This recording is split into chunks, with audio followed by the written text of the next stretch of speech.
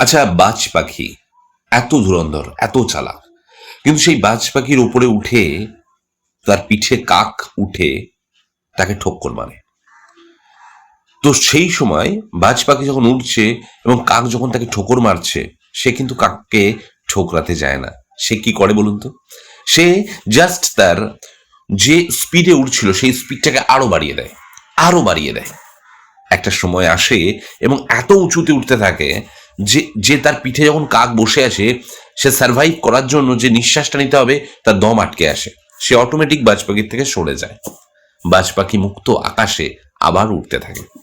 ঠিক আমাদেরও, আপনি যখন ভালো কাজ করছেন, আশেপাশে এদিক ওদিক থেকে মন্দ কথা দু একজন বলবে, আপনার পেছনে লাগার চেষ্টা করবে। আপনি যদি জনে জনে ধরে ধরে তাদের জবাব দিতে যান, তাহলে কিন্তু আপনার সময়টাই নষ্ট হবে। কেননা জনে জনে উত্তর দেওয়া সম্ভব নয়। বরং আপনি আপনার ওই বাজ পাখির মতো আপনার স্পিডটাকে বাড়িয়ে দিন, অর্থাৎ ভালো কাজ করুন।